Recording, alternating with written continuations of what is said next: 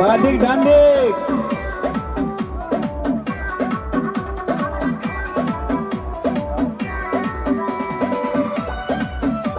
দাদা ধোঁয়াটা একবার দিয়ে দাও পোকাগুলো প্রচুর জ্বালাতন করছে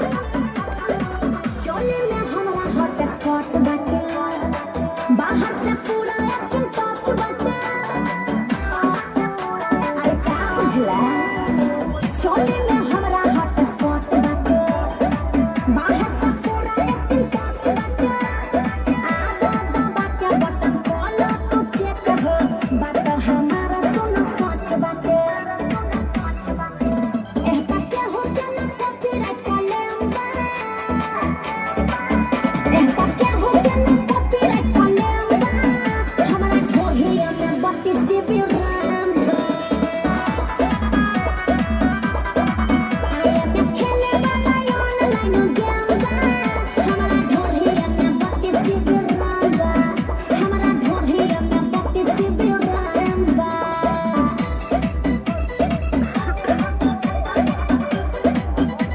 HDR from Dominic.